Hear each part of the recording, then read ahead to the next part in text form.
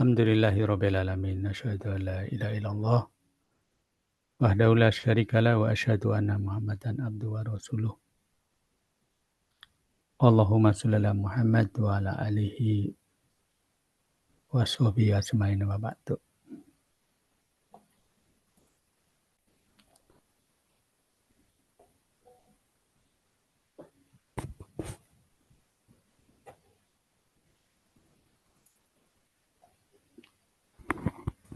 Fatifillah, alhamdulillah, pertemuan ke-12. Ya. Kita cek dulu. Jadi teman-teman kalau yang komplain masalah absen silahkan di WA biar kita revisi. Ya. Oke, yang merasa hadir kok di siakatnya tidak hadir, silakan di-share di grup aja, nanti kita perbaiki.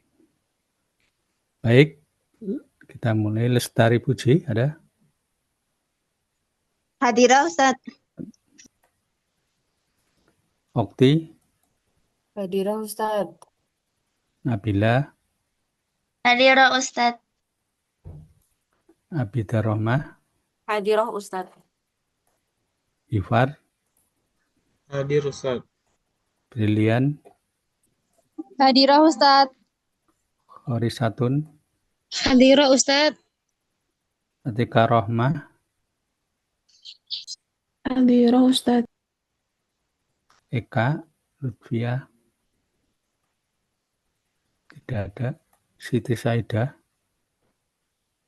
Hadirah Ustaz. Nur Ain, tidak ada. Hadirah Ustaz. Oh, ada. Adkia, Hadirah Ustaz. Azza, Hadirah Ustaz. Sapri, Muhammad Sapri, Hadir Ustaz. Fajar, nggak ada Fajar. Sofi, nggak ada. Fadia, nggak ada dong Fadia. Anasma, Hadir Ustaz. Siti Teguh, Hadirah Ustaz.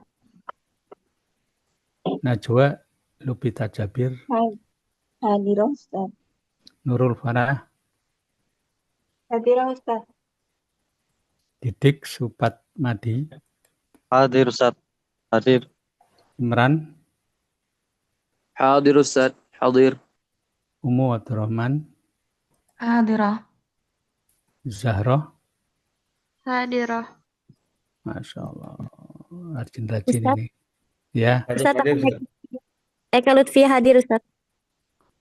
Eka Lutfi. Nah.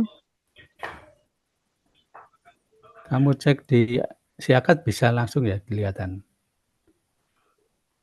Fajar hadir Ustaz. Siapa? Fajar Ustaz. Oh, Fajar. Oke Ustaz.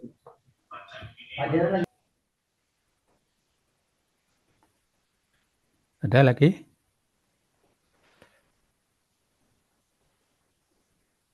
Sofi nggak ada emang ya? Ya, cuman satu yang nggak hadir, si Sofi. Salah, kalian rajin-rajin itu. Punya semangat, alhamdulillah. Baik, mas sekalian, ya. Coba lihat yang sudah saya share di grup itu. Tentang yang n-gen. Coba dibuka yang n-gen.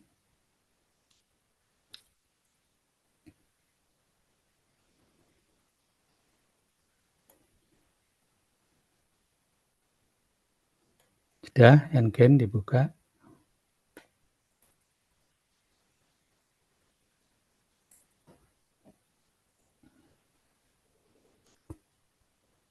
Tuh, sudah saya kirim buku tentang n-gen.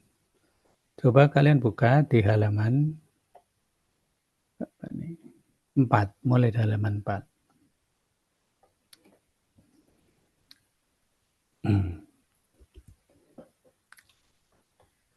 Ya, sudah kelihatan?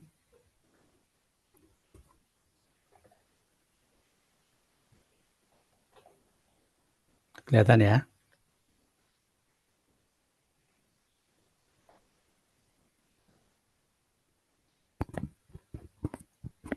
Sudah kelihatan? Sudah, Ustaz. Sudah, Ustaz. Ya.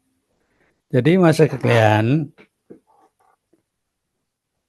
statistika ini adalah ilmu alat ya, yaitu ilmu yang nantinya akan berfungsi sebagai membantu tatkala kalian melakukan suatu penelitian,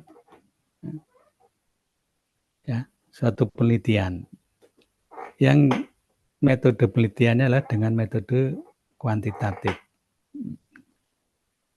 Nah, alat yang digunakan untuk membahas ya, penelitian yang menggunakan metode kuantitatif, ya, kamu gunakan ilmu statistika ini.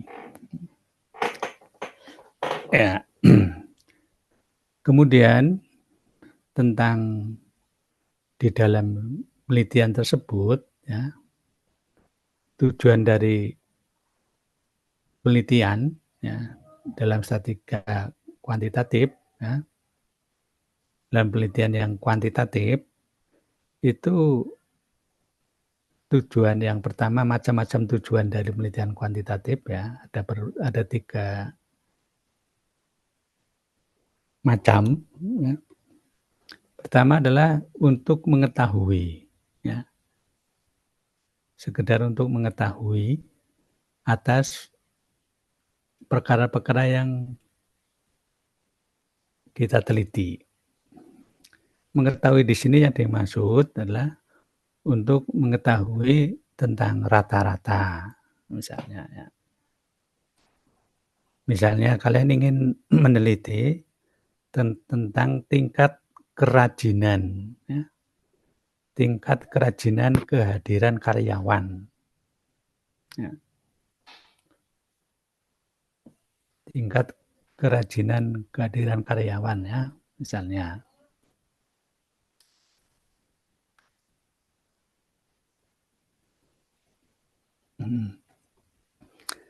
Nah, untuk mengetahui tingkat kerajinan karyawan misalnya dalam kurun 1 semester, nah, bagaimana tingkat kehadiran karyawan atau kehadiran guru di sekolah yang teman-teman bergelut di situ.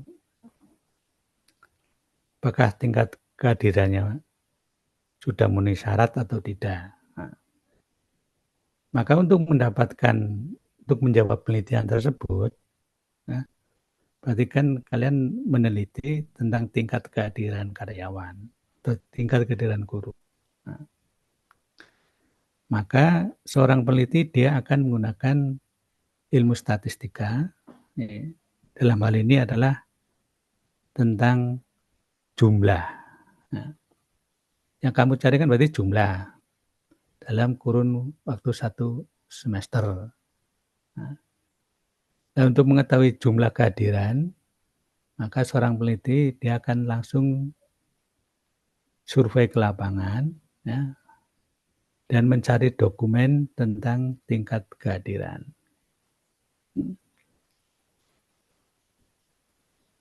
Nah, dokumen ini didapat dari mana? Ya, dari kepala sekolah, dari bagian TU. Nah, data yang kalian temukan itu namanya data sekunder, itu data yang sudah ada di lapangan, tinggal kalian ambil. Dari situ kemudian kalian hitung tentang tingkat kehadirannya. Nah, untuk menghitung itu bisa kalian menggunakan Excel atau menggunakan SPSS. Nah, dari situ maka kalian menggunakan ilmu statistika, yaitu menghitung jumlah tingkat kehadiran dengan cara SPSS maupun dengan Excel. Itulah penggunaan statistika pada penelitian. Dalam hal ini adalah untuk mengetahui jumlah kehadiran. Kemudian Mas sekalian, di samping hanya untuk mengetahui statistika digunakan penelitian kuantitatif, juga yang tujuannya adalah untuk membandingkan. Ya. Misalnya kalian sebagai seorang guru misalnya, atau sebagai seorang manajer, ya, seorang pimpinan, ya, seorang pemilik perusahaan, ingin membandingkan, ya, karyawannya tentang kompetensi karyawan. Ya. Nah, kompetensi karyawan. Nah, dengan cara misalnya antum punya teknik misalnya, ya, seorang peneliti ingin mengetahui pengaruh, ya, penggunaan metode, ya, misalnya pengaruh penggunaan metode absensi yang menggunakan finger itu, nah, cap jempol yang secara otomatis terhadap tingkat kehadiran dan kedisiplinan, nah, guru misalnya. Kita ingin membandingkan, ya, penggunaan absensi dengan finger itu, ya, terhadap tingkat kehadiran guru. Nah, berarti ini kan kita ingin mengetahui pengaruhnya penggunaan metode finger itu. Nah, maka kamu gunakan statistika. Dalam hal ini adalah kamu membandingkan, dengan cara kamu membandingkan, ya, membandingkan itu artinya mengkomparasi antara karyawan yang tidak dengan kehadiran dengan tidak menggunakan finger, ya, dan karyawan tatkala kehadirannya menggunakan finger. Kamu bandingkan itu. Jadi kita mengkomparasi, ya, karyawan kehadirannya tidak menggunakan finger, ya, yang satu dengan menggunakan finger. Nah, untuk menjawab seperti itu, maka lakukanlah penelitian yang namanya uji komparasi, uji perbandingan. Ya. Membandingkan apakah dengan adanya metode absensi finger ini tingkat absensi guru ini meningkat atau tidak. Jadi kita ingin menguji pengaruh penggunaan metode finger terhadap tingkat kehadiran. Maka digunakan statistika komparasi, uji komparasi. Nah, maksud kalian, tatkala kalian jadi guru bahasa Arab ini kan PBA, ya. Kalian kan ingin ngajar dengan berbagai macam metode, ya, supaya siswa ini bisa senang belajar tentang bahasa Arab misalnya. Maka bisa kalian lakukan, ya, dengan metode video, dengan metode storytelling, ya, dengan metode bermain misalnya, playing. Intinya kalian ingin mencoba-coba berbagai macam metode. Mana di antara metode-metode ini yang mampu meningkatkan gairah para murid ini belajar bahasa Arab. Nah, untuk mengetahui itu, maka kalian lakukanlah penelitian terhadap pengaruh penggunaan metode tersebut. Nah, jadi kita ingin mengetahui pengaruh penggunaan metode, maka lakukanlah penelitian, namanya penelitian uji komparasi. Nah, itu membandingkan antara sebelum dikasih metode dan setelah dikasih metode. Kita membandingkan, karena kita ingin mengetahui pengaruh penggunaan metode. Berarti penelitiannya adalah penelitian tentang membandingkan atau mengkomparasi antara sebelum dikasih metode dan setelah diberi metode. Itu penggunaan yang kedua dari statistika. Nah, dari statistika bisa kalian gunakan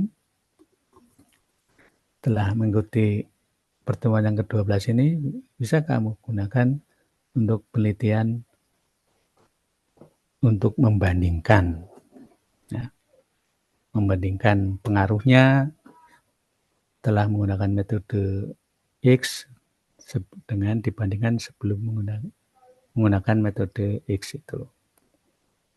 Nah, jadi tujuan kedua dari statistika itu untuk membandingkan penggunaan suatu metode untuk melihat pengaruh penggunaan suatu metode terhadap prestasi belajar, misalnya. Dan ini bisa kalian terapkan pada bidang-bidang sesuai dengan profesi antum. Sampai sini paham tujuan dari statistika dalam penelitian. Jadi untuk mengetahui tentang jumlah, untuk mengetahui tentang rata-rata, gunakan metode statistika, ya, min, median, modus itu. Untuk mengetahui pengaruh penggunaan metode, kalian gunakan statistika yang namanya uji komparasi. Nah, yang seperti kita jelaskan di pekan yang lalu, uji komparasi. Nah, uji komparasi pada pertemuan hari ini kita kembangkan Bapak sekalian, ya. Sebagaimana yang sudah kita share itu. Mana? Ya. Jadi Bapak sekalian, penelitian yang tujuannya adalah mengetahui perubahan yang terjadi, ya, akibat suatu perlakuan, ya, ini namanya uji komparasi. Kita membandingkan antara sebelum dikasih perlakuan dan setelah dikasih perlakuan. Nah, model penelitiannya ada 3 macam, maksud sekalian. Penelitian yang berkaitan dengan eksperimen, yaitu dikasih perlakuan dan tidak dikasih perlakuan. Biasanya kita penelitian yang kayak gini itu penelitian yang, ya, dilakukan untuk mengetahui pengaruh penggunaan metode. Kita ingin membandingkan pengaruh, ya, suatu alat terhadap kinerja, hasil kinerjanya. Intinya, penelitian statistika tujuannya adalah untuk mengetahui perubahan, ya, untuk mengetahui pengaruh, ya, penggunaan suatu alat, suatu metode. Itu tujuan yang kedua di antara tujuan penelitian, ya, untuk mengetahui perubahan yang terjadi.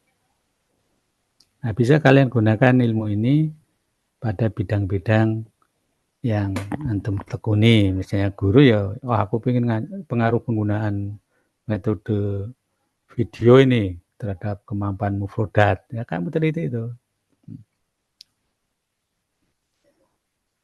Nah, penelitian yang tujuannya untuk mengetahui perubahan, untuk mengetahui pengaruh, ya, itu namanya uji komparasi, yaitu membandingkan.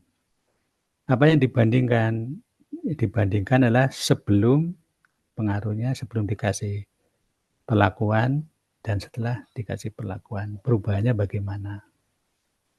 Jadi namanya uji komparasi, uji perbandingan, yaitu uji yang digunakan untuk mengetahui perubahan yang ada akibat suatu perlakuan. Ya.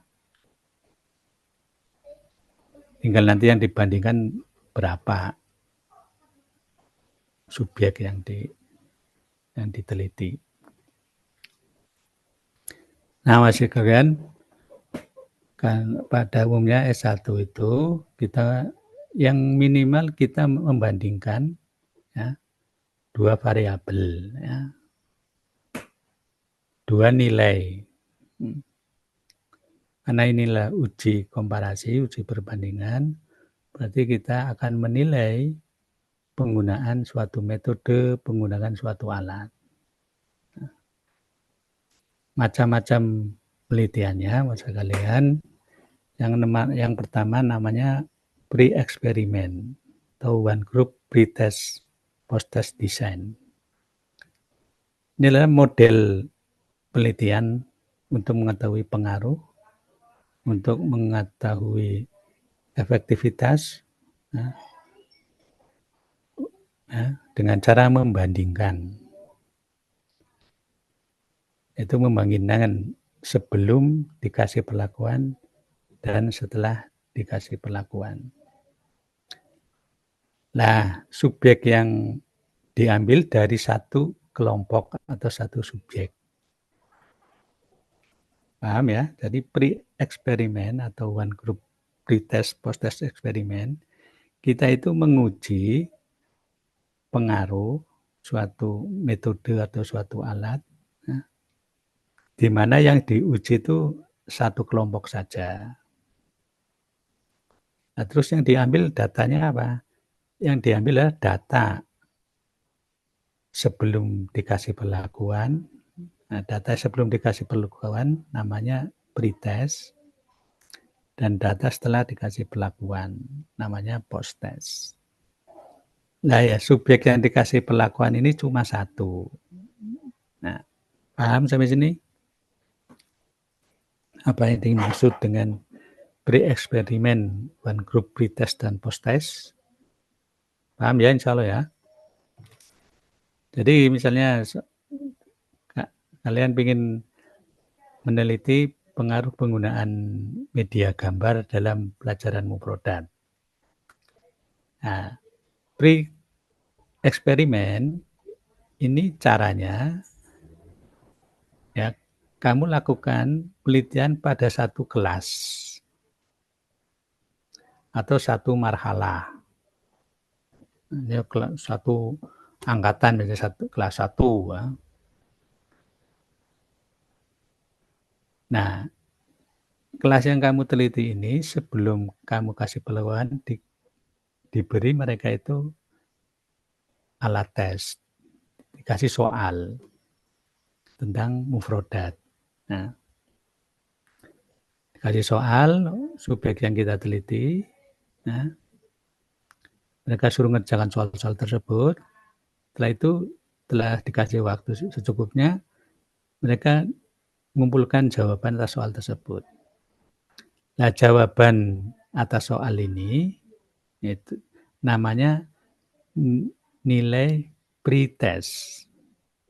Kalian sudah kenal ya, apa itu pretest? Pretest adalah tes yang dilakukan sebelum kita mendapatkan suatu perlakuan. Paham sampai sini? Pretest? Insya Allah. Ya, jadi pre-eksperimen adalah penelitian komparasi di mana yang kita bandingkan subjek yang kita perlakukan itu hanya satu kelompok. Nah, satu kelompok ini awalnya kita kasih pretest, Itu sebagai data awal. Setelah itu kelompok ini kalian beri perlakuan. Entah dengan metode gambar, entah dengan metode video, ya, dikasih perlakuan. Minimal dikasih perlakuan sebanyak 3 kali terhadap kelompok yang kamu teliti ini.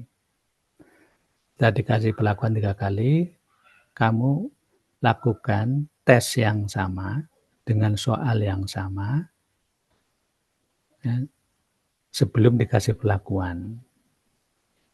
Nah, kamu lakukan tes dengan soal yang sama tadi itu, sama dengan tadi. Lakukan tes. Nah, hasil dari tes ini namanya post-test. Nah, namanya post-test. Jadi pretest adalah tes yang dilakukan sebelum dikasih perlakuan. Post-test adalah tes yang dilakukan setelah subjek tersebut dikasih perlakuan. Nah, dari 2 data ini, post-test dan pretest, kita akan mengetahui, ya, apakah ada perubahan enggak siswa ini setelah dikasih belajar dengan teknik-teknik yang kamu lakukan. Nah, tuh. Untuk jawab itu maka kamu lakukan, ya, uji membandingkan nilai pretest dan post-test namanya. Nah, ya.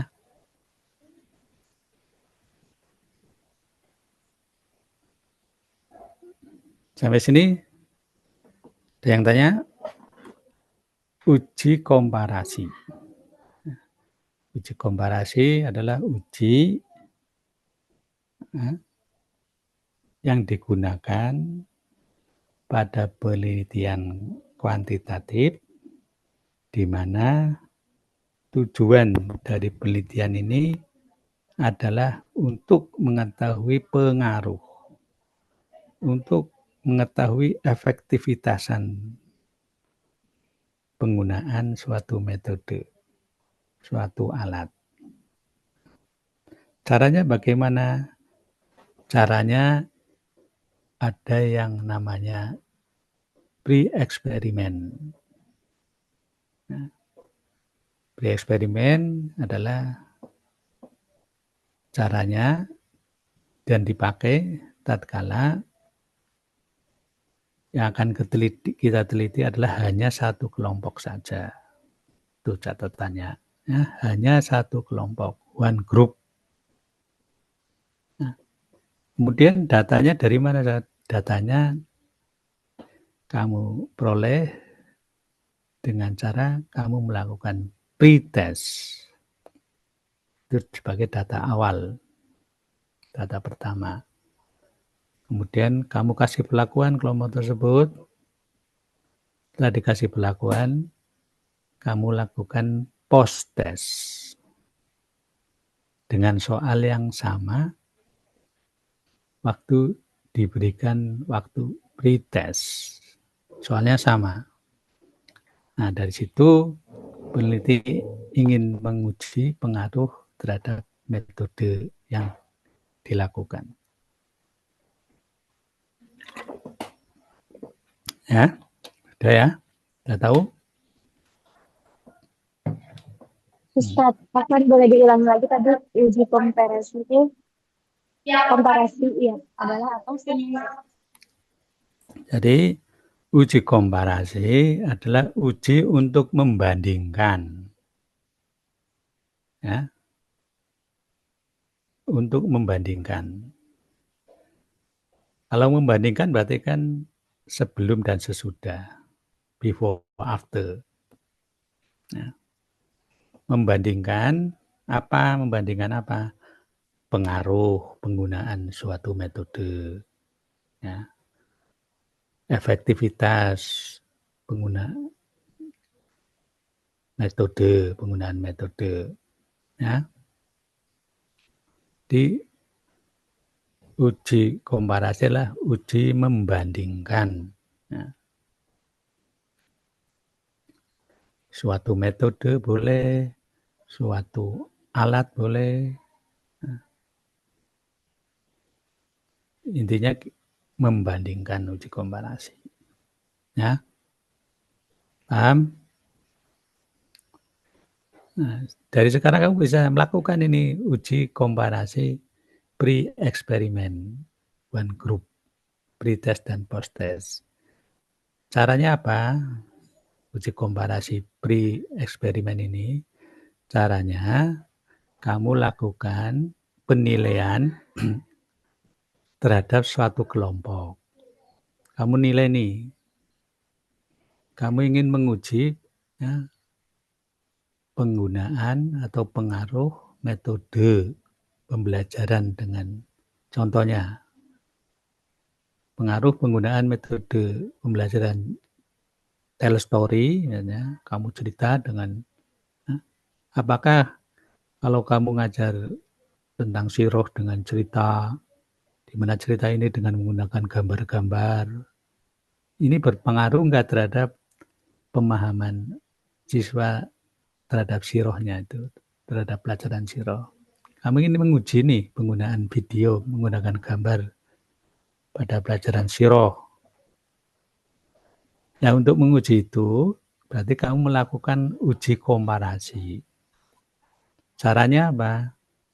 Caranya, anak-anak yang akan kamu teliti, anak tersebut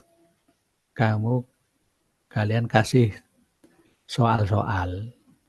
Tapi sebelum diajari dengan metode yang akan kamu teliti nih. Jadi anak kasih soal tentang siroh. Ini soalnya misalnya 20, kalian isi.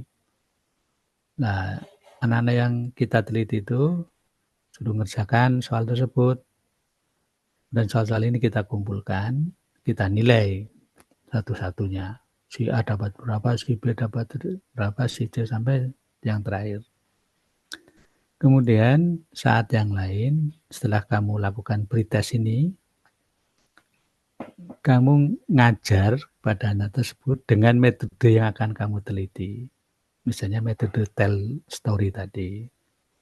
Kamu mengajar tentang siroh dengan tell story dan gambar-gambar, dilengkapi dengan gambar-gambar, video-video. Kamu lakukan uji coba ini sebanyak 3 kali minimal. Ajari tentang, jelaskan tentang pelajaran siroh dengan metode tell story tadi yang dilengkapi dengan video dan gambar. Kita lakukan pelakuan sebanyak 3 kali minimal.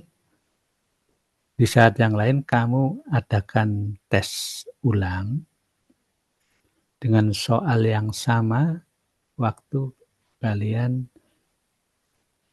melakukan pretest. Nah, soal setelah dikasih, ya, setelah dilakukan pelakuan, maka tes tersebut namanya post-test.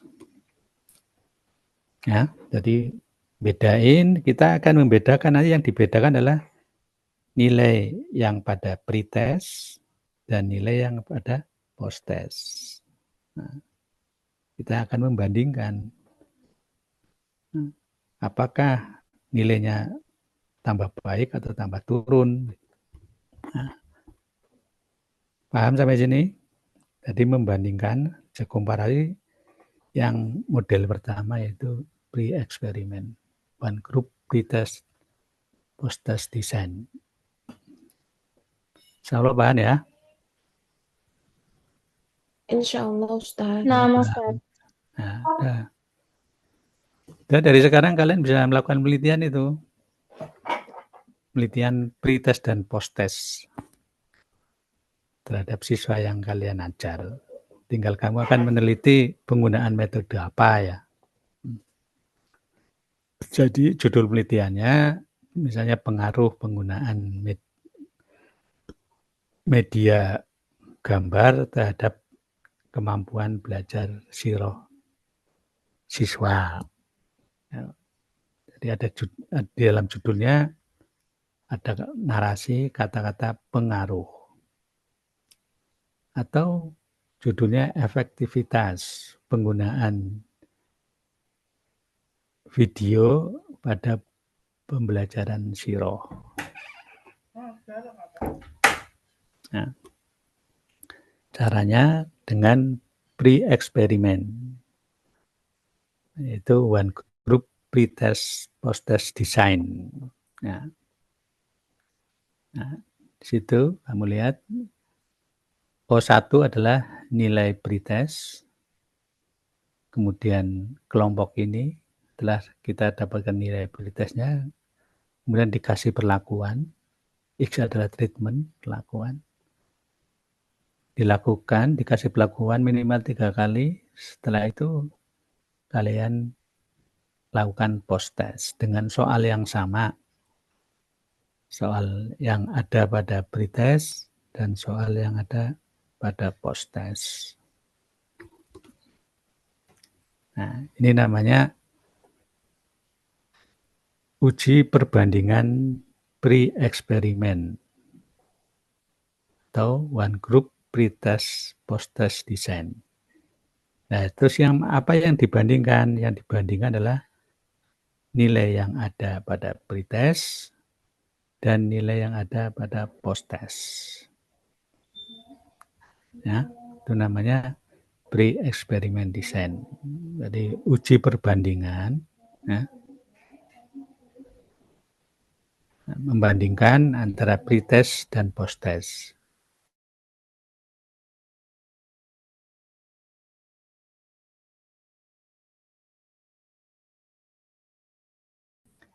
Untuk mengetahui pengaruh, ya, penggunaan metode atau alat terhadap apa yang kamu akan teskan, materinya apa tentang yang diteskan.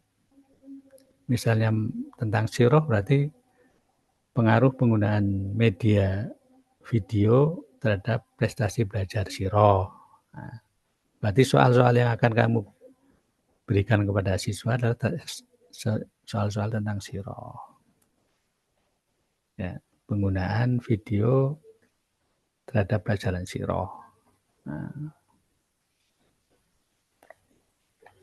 ya, pretest adalah nilai yang tes yang dilakukan sebelum satu kelompok tersebut dikasih perlakuan. Ya.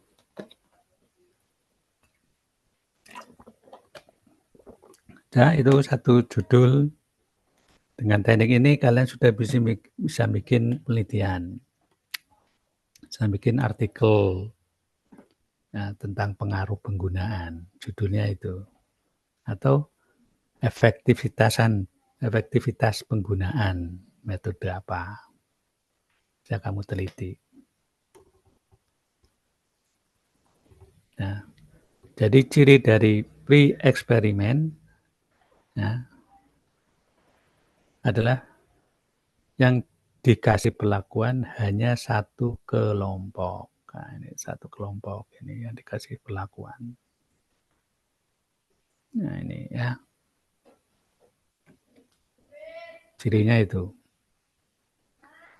Nah, mereka dilakukan 2 kali uji. Nah, ini namanya pre-test dan post-test. Nah, ini X ini adalah perlakuan. Ya. Mereka diuji 2 kali, pre-test dan post-test. Pre-test adalah nilai sebelum dikasih perlakuan, post-test adalah nilai setelah dikasih perlakuan. Nah, ini ya, pre-test adalah subjek sebelum mereka menerima perlakuan atau intervensi. Nah, Post-test adalah setelah dikasih perlakuan. Nah, pertanyaannya apakah ada perubahan? Nah, ini kan pertanyaannya. Jadi perubahan ini kan maksudnya kan pengaruh. Apakah ada pengaruh? Nah, penggunaan metode terhadap pengetahuan, terhadap kinerja. Nah, ya, ini adalah teknik komparasi yang pertama yang dinamakan pre-eksperimen. Ya. Ciri utama dari pre-eksperimen adalah yang kita teliti hanya satu kelompok. Ciri yang pertama. Ciri yang kedua adalah nilai ataupun data yang diperoleh ada dua, yaitu data pretest dan data post-test. Dua data inilah yang akan kita bandingkan untuk mengetahui pengaruhnya. Nah, sudah sampai sini ada yang tanya? Bisa dapat izin bertanya.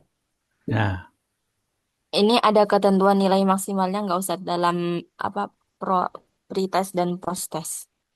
nilai maksimal maksudnya apa? Misalkan maksimalnya di pre-test tuh 50, habis itu kalau yang di post-test 100 gitu. Apa gimana Ustaz? Apa nggak ada tergantung? Enggak ada. Kan tinggal konversi nilainya 1 sampai 10 atau 1 sampai 100 terserah. Ya seperti kalian menilai pada umumnya itu. Tidak ada ketentuan nilai minimal, nilai maksimal, tidak ada. Berarti benar-benar dari hasil penelitian gitu ya Ustaz ya? Iya, betul. Jadi ciri dari penelitian itu kan harus objektif. Objektif artinya apa? Ya diperoleh dari penelitian tersebut tanpa adanya rekayasa. Nah, supaya hasilnya objektif, maka dibikin soal pilihan ganda gitu loh. Dengan pilihan ganda kan jawabannya mesti ada, bukan soal isai gitu loh. Kalau isai kan nanti kita subjektif dalam menilainya. Kalau pilihan ganda kan objektif, benar salah gitu. Ya, sudah paham? Tadi Udah insyaallah Ustaz. ya dilakukan nilai secara objektif. Nah, jadi model penelitian komparasi yaitu penelitian yang tujuannya adalah untuk mengetahui pengaruh. Penelitian komparasi lah penelitian yang tujuannya untuk mengetahui efektivitas penggunaan suatu metode, suatu alat. Model uji komparasi yang pertama adalah yang namanya pre-eksperimen. Ciri dari pre-eksperimen adalah pertama, yang dikasih perlakuan hanya satu kelompok. Terus apa yang dibandingkan? Jadi yang kedua, data yang diperoleh adalah data hasil pre-test dan data hasil post-test. Nah, pre-test adalah nilai yang diperoleh secara objektif sebelum dikasih perlakuan. Adapun post-test adalah nilai yang diperoleh oleh subjek yang kita teliti setelah dikasih perlakuan. Subjek yang kita teliti hanya satu kelompok. Nah, itulah yang dinamakan dari pre-eksperimen, one group pre-test dan post-test design. Dan bisa kalian gunakan ilmu ini ya.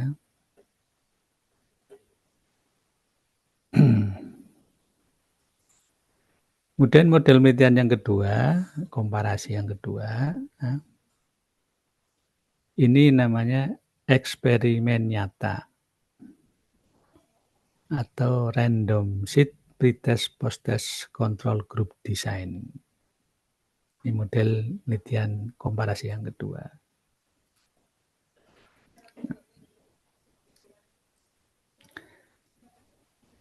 Cirinya apa maksud sekalian? Ya. Ciri dari model komparasi eksperimen nyata, cirinya nih, subjek yang dibagi, ya, subjeknya itu ada 2 kelompok. Nih, ya. Di mana subjek dari 2 kelompok, ya, jadi subjek yang kita teliti itu ada 2 kelompok. Kemudian masing-masing kelompok dari yang akan kita teliti itu diambil, anggotanya diambil secara acak. Ya. Jadi eksperimen nyata, cirinya yang kita teliti ada 2 kelompok. Kelompok yang pertama namanya kelompok kontrol. Nah, kelompok yang kedua adalah kelompok uji coba. Nah, anggota masing-masing kelompok, baik kelompok kontrol maupun kelompok uji coba atau kelompok perlakuan, cara mendapatkan anggota dari masing-masing kelompok itu dengan cara acak, dengan cara random. Gimana cara supaya objek itu kita disebut acak atau random? Caranya masing-masing anggotanya yang akan kita pilih dikasih nomornya, si A kasih nomor 1, si B kasih nomor 2, dan seterusnya pada kelompok kontrol. Demikian juga pada kelompok perlakuan. Masing-masing populasi ataupun kelompoknya, anggota kelompok, itu dikasih nomor. Setelah dikasih nomor, kita pilih dengan cara acak atau dengan cara random yang akan kita teliti dari kelompok kontrol itu, dari kelompok pelakuan juga. Cara ngambilnya apa? Cara ngambilnya seperti kalian arisan itu loh. Dikocok, dikasih nomor, nama-nama, ya, pada kelompok kontrol dan kelompok pelakuan. Dikopio seperti arisan, kemudian dikeluarin satu-satu.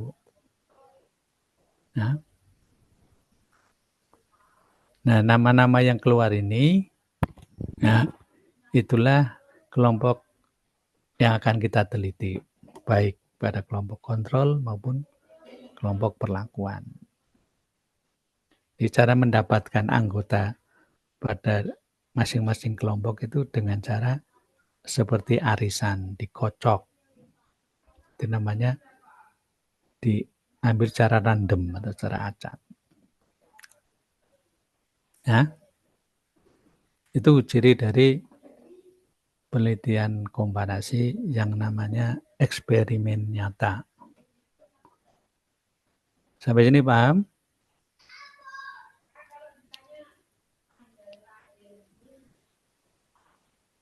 Jadi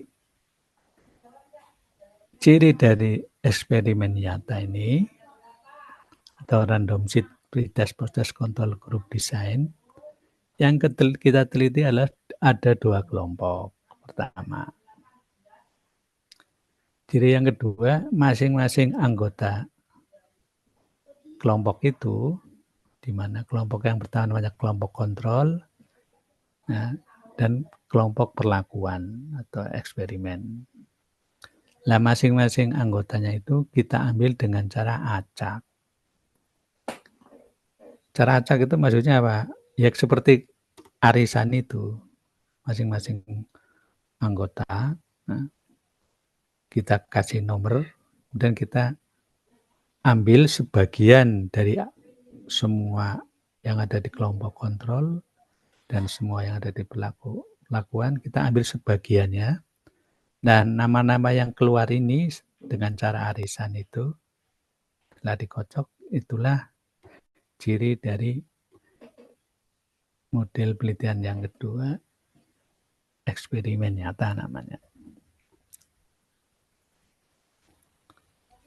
Gimana? Paham nggak? Insya Allah.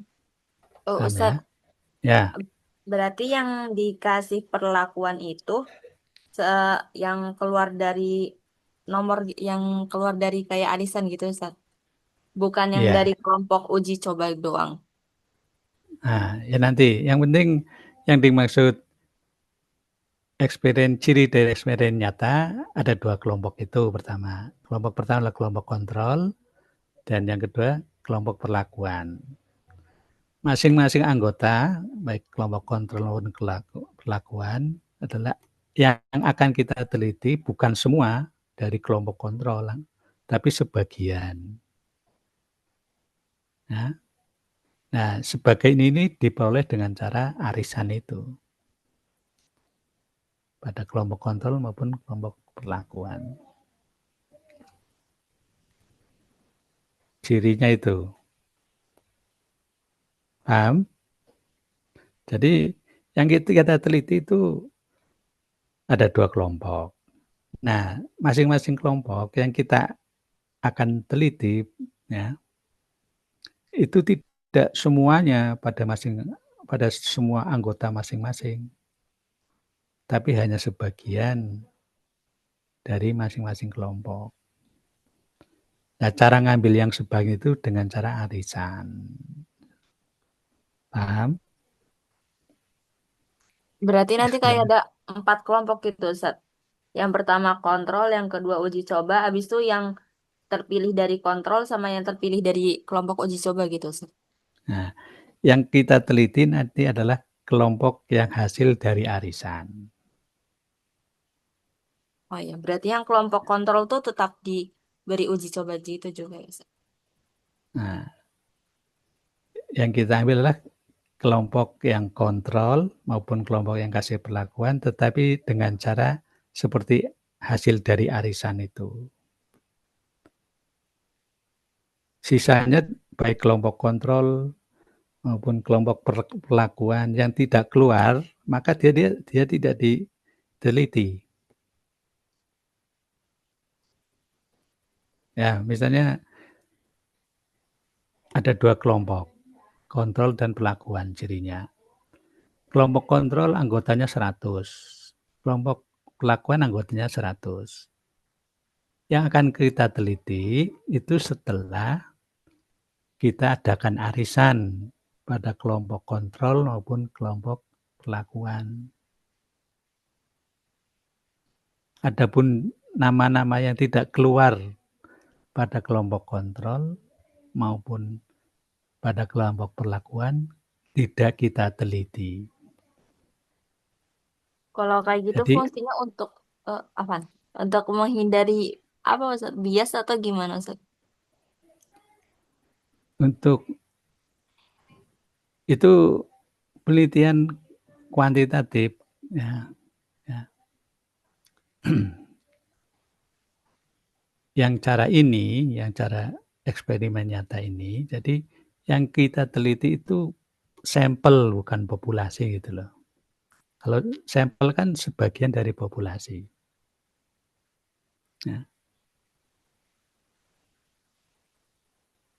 Jadi misalnya gini, kita akan meneliti pengaruh penggunaan media video terhadap pembelajaran bahasa Arab pada kelas 5 SD. Nah, kelas 5 SD itu kan populasi secara umum. Apabila kita menggunakan eksperimen nyata, teknik eksperimen nyata, maka dari populasi kelas 5 SD kita pecah jadi dua. Langkah pertama.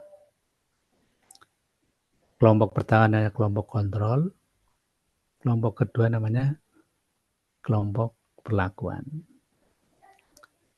Langkah pertama itu kita pecah jadi 2 dulu.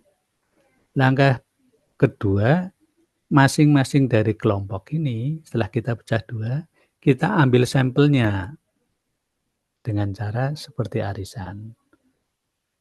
Baik kelompok kontrol maupun kelompok perlakuan. Kita ambil sampelnya.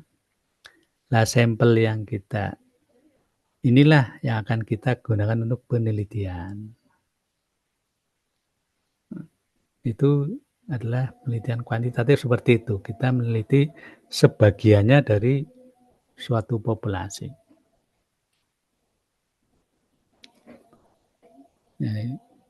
Jadi ada populasi besarnya, ya.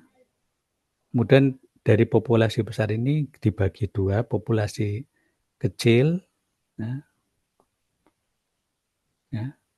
di mana populasi kecil ini adalah kita namakan kelompok kontrol, kemudian populasi lagi dibagi 2, populasi yang besar itu populasi kontrol sama populasi perlakuan.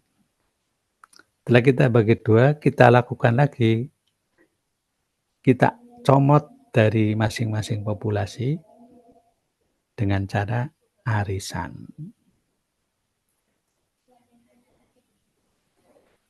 Ya, sampai sini paham? Anak Gimana? izin. Ya. Nah, izin menyimpulkan Ustadz. Berarti Ya. dalam menentukan kelompok kontrol sama kelompok uji coba itu terserah gitu ya Ustadz. Terserah. Kemudian nanti ketika mengambil sampelnya baru dengan kayak Arisan. nomor gitu ya Ustadz. Iya, dengan arisan. Iya, betul. Ya, insya Allah paham Ustadz. Jazakallah khair. Nah, langkah ketiga dari sampel masing-masing kelompok, ya, sampel kontrol, ya, tidak dikasih perlakuan. Langkah ketiga, ya, kelompok perlakuan adalah kelompok yang dikasih perlakuan. Paham? Setelah kita ngambil sampel tadi dari kelompok kontrol dan kelompok perlakuan, baru kita lakukan eksperimen. Caranya bagaimana? Kelompok kontrol adalah kelompok yang tidak, sampel kelompok kontrol adalah kelompok yang tidak dikasih perlakuan. Sampel kelompok perlakuan adalah sampel yang dikasih perlakuan. Kemudian dilakukan treatment, dikasih perlakuan minimal 3 kali. Nah, jadi kan ini ada 2 kelompok nih. Kelompok sampel kontrol, kelompok sampel perlakuan. Kelompok sampel kontrol adalah kelompok yang tidak dikasih perlakuan. Kelompok perlakuan adalah kelompok yang kita kasih treatment. Nah, itu. Nah, makanya gambarnya kayak gini. Nah, R, ya, kamu lihat R ada kelompok eksperimen. Artinya kelompok yang akan dikasih treatment. R eksperimen. Kemudian R kontrol, artinya kelompok yang tidak dikasih perlakuan. Nah, kelompok dikasih perlakuan adalah kelompok sampel yang diambilkan dari kelompok eksperimen, kelompok yang perlakuan itu. Nah, O1 adalah nilai pretest dari kelompok yang akan dikasih perlakuan.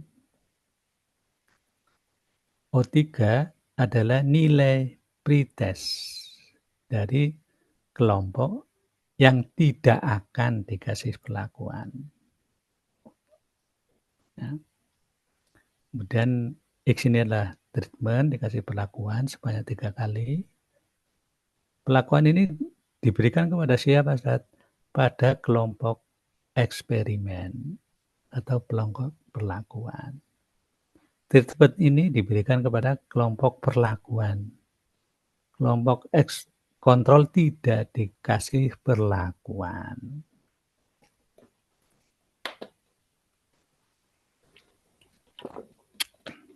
Ya. Kita dapatkan nilai pretest dari kelompok eksperimen, kelompok perlakuan, dan kelompok kontrol. Kelompok yang tidak dikasih perlakuan. Kemudian dilakukan post test terhadap kelompok yang dikasih perlakuan dan terhadap kelompok yang tidak dikasih perlakuan.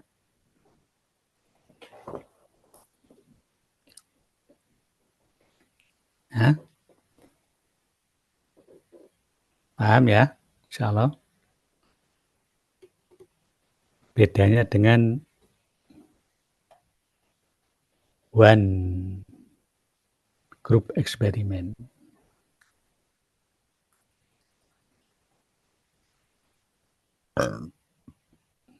Nah, jadi one group eksperimen itu satu kelompok, jadi tidak ada kelompok kontrol. Adapun eksperimen nyata itu ada kelompok kontrol. Kelompok yang tidak dikasih perlakuan.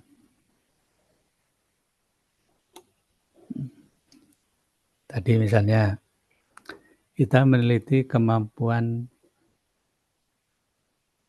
belajar siroh pada kelas 5 SD Abu Hurairah misalnya. Kelas 5 SD Abu Hurairah ini jumlah santrinya 100. Nah, kita akan melakukan eksperimen nyata. Maka langkah-langkahnya semua anak dari SD Abu Hurairah yang jumlahnya 100 kita bagi menjadi 2. Nah, kelompok A adalah kelompok kontrol. Kelompok B adalah kelompok eksperimen. Setelah kita bagi 2, kita ambil dari masing-masing kelompok dengan cara arisan. Nah, dengan cara arisan. Jadi tidak semua yang ada di masing-masing kelompok kita teliti. Kita ambil sampelnya saja dengan cara arisan. Dari kelompok kontrol maupun kelompok eksperimen. Setelah itu baru kita kasih treatment. Ya, kita ngajar siroh, tetapi kita kasih treatment pada kelompok eksperimen. Kelompok kontrol dibiarin aja, nggak dikasih apa-apa pokoknya. Nggak dikasih perlakuan apapun. Nah, kelompok eksperimen dikasih perlakuan. Tuh. Tapi sebelumnya kita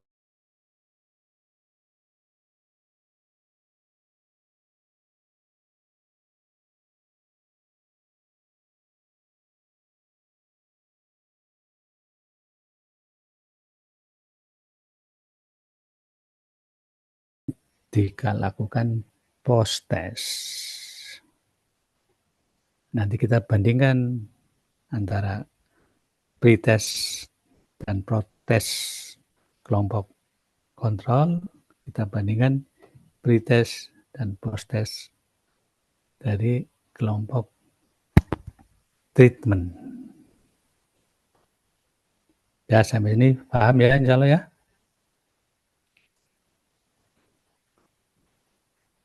Nah, ada yang tanya? Atau belum paham?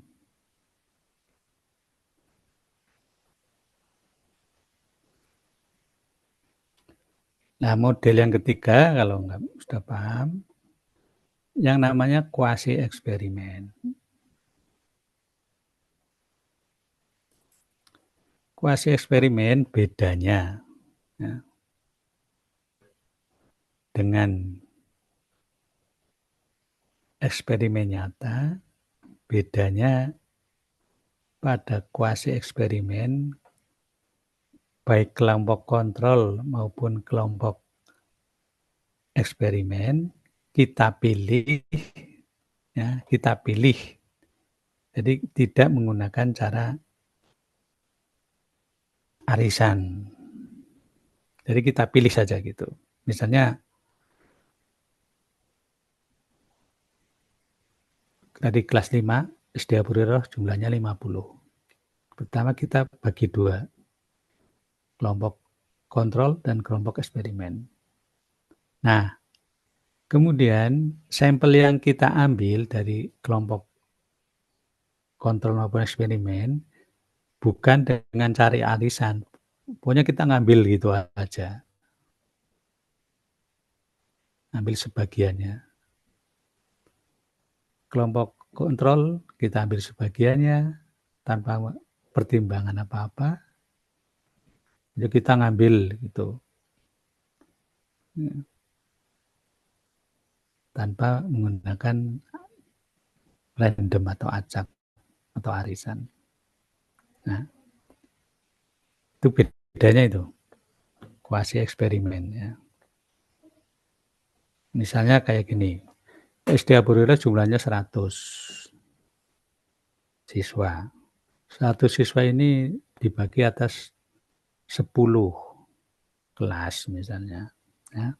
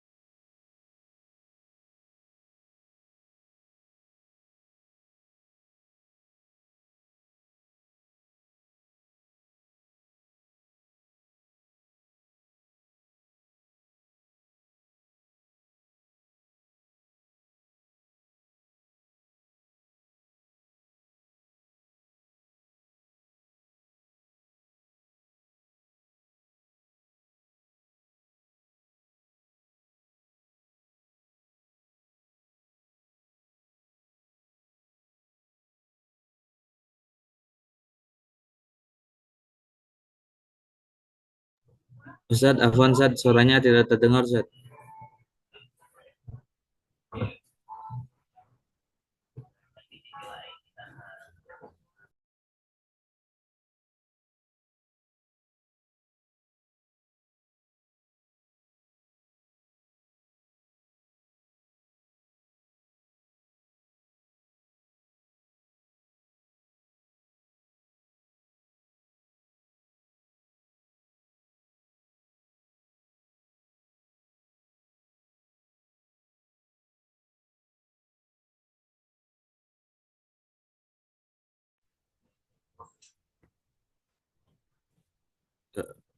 Afwan Ustaz, suaranya masih nggak ada Ustaz, nggak ada suaranya Ustaz.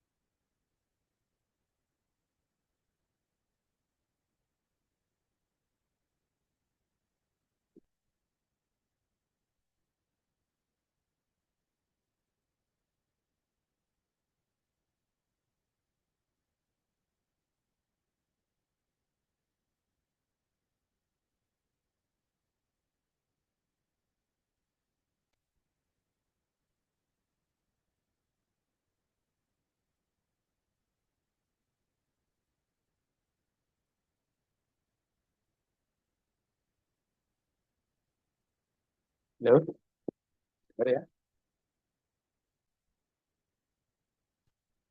Dengar? Halo, Iya Ustaz, ya, jadi baru terdengar lagi Ustaz suaranya Ustaz. iya ini tadi kita lihat duku mati.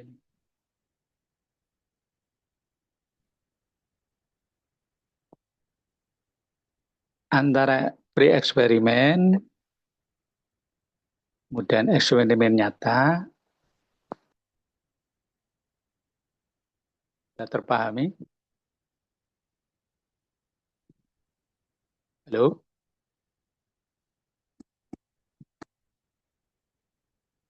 paham belum?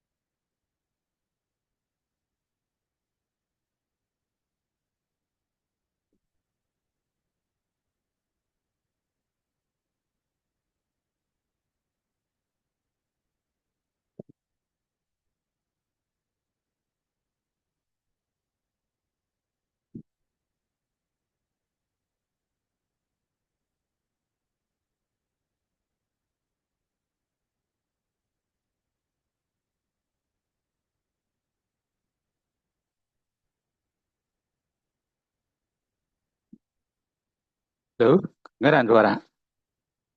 Terdengar Ustadz. Gimana? Udah paham antara kuasi dengan eksperimen nyata? Insya Allah sudah Ustadz. Ya,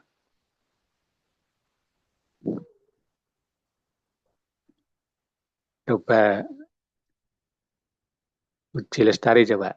Lestari, hadir nggak?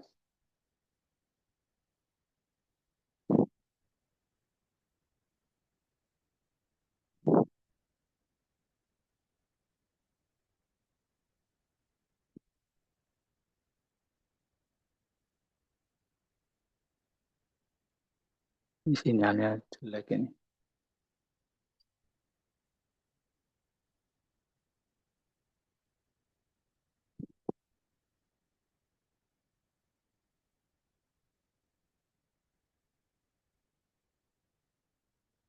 ini nih, Atika Roma ada nggak? Ada Ustadz. Nah, coba kamu jelasin tentang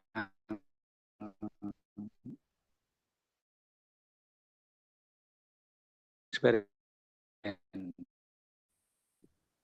Tentang apa Ustadz? Afwan, suaranya putus. Gimana? Cara melakukan pre-eksperimen. Pre-eksperimen. Oke, eksperimen itu menguji pengaruh suatu metode atau alat satu uji satu kelompok saja. Ya, Yang caranya diambil, gimana?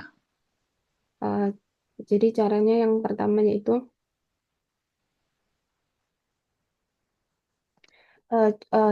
ada satu kelas Hmm? dikasih soal dulu, maksudnya perlakuan itu namanya pretest. Kemudian setelah dikumpulkan eh, hasil dari pretest tadi namanya jadi post-test, baru setelah itu diteliti. Ya. Yang diteliti apa? Nilai apa? Post-testnya. Ya, pretest dan post-test. Bukan hanya post-test. Pretest dan post-test. Diteliti tentang perubahannya. Ya, betul. Kalian, Nur Aini, ada?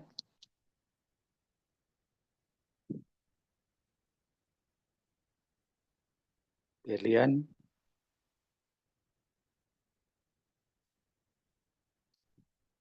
Anasma, ada Anasma?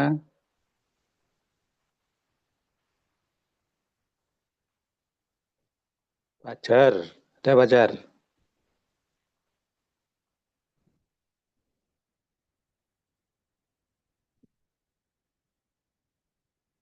Dengaran?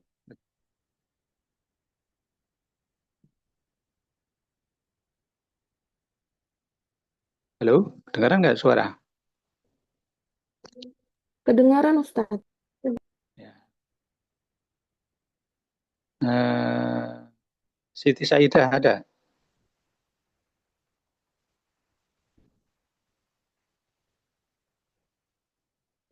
Halo, Siti Saidah ada? Ada Ustaz. Nah, coba. Gimana cara kamu melakukan pre-eksperimen? Caranya, misalkan ada satu kelas, Ah, kita kasih dulu mereka soal soal itu namanya pretest. ya betul. Kemudian kemudian mereka diajari metode yang tadi dikeluarkan soal-soal pada pretest, dan setelah mereka dikasih perlakuan, mereka dikasih soal kembali sama seperti pretest, dan hasil soal itu namanya post-test. Kemudian setelah itu untuk menelitinya dengan cara arisan ya Ustaz. Enggak, langsung di post-test. Oh, yang diberi post-test. Hasilnya berarti yang di post-test itu Ustaz. Hasilnya yang diteliti ya pre-test dan post-test itu. Iya. Perbandingannya yang Ya. itu berarti Ustaz. Pretest Ya, dan hasil betul. post-test. Ya, betul. Itu namanya pre-eksperimen. Ya. Jadi yang cirinya cuma satu kelompok yang kita teliti. Datanya yang kita peroleh adalah pre-test dan post-test. Betul. Jadi cirinya satu kelompok. Umu Abdurrahman, ada enggak?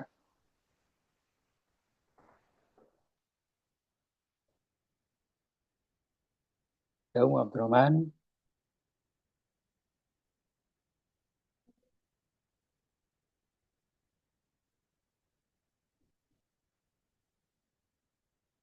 Nabila, Salsabila. Ya. Nah, Ustaz. Nah, coba kamu jelasin tentang eksperimen nyata. Gimana cara melakukannya?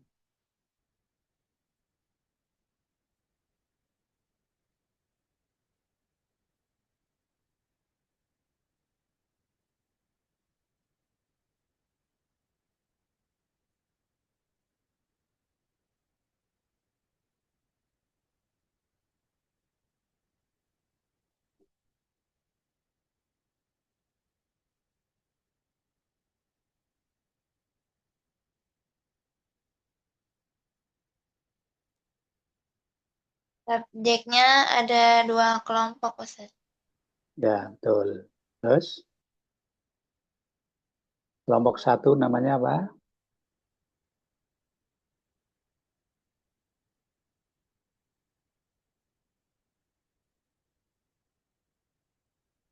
Kelompok kontrol, Ustaz. Kelompok yang Ya, kedua, betul. kelompok uji coba. Ya, betul. Terus langkah berikutnya. Cara dapetin anggotanya secara acak yang diteliti dari masing-masing subjek penelitiannya diambil secara acak supaya acak kita kasih nomor pada kelompok kontrol dan perlakuan. Ya. Terus Enggak semua diteliti tapi ambil acak dari 2 kelompok itu, Ustaz. ya, betul. Terus pretest lakukan pretest masing-masing kelompok. Ya. Terus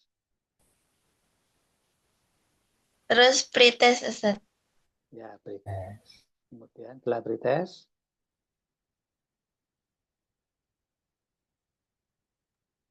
Buat kelompok yang dikasih perlakuan, berapa kali dikasih perlakuan?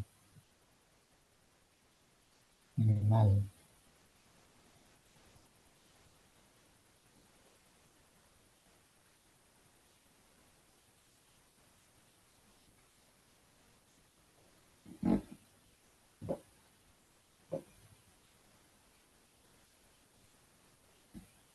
Apa, Nabila?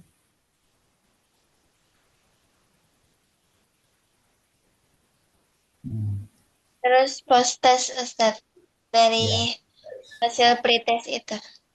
Ya, betul ya. Dan insya Allah kalian paham ya. Jadi eksperimen nyata, populasinya kita bagi 2, kelompok kontrol dan kelompok eksperimen. Masing-masing kelompok kita ambil secara arisan. Nah, setelah itu hasil dari arisan ini kita lakukan pretest. Kelompok eksperimen berikutnya dikasih perlakuan sebanyak minimal 3 kali. Setelah itu lakukan post test baik kelompok kontrol maupun kelompok eksperimen. Ini namanya eksperimen nyata. Adapun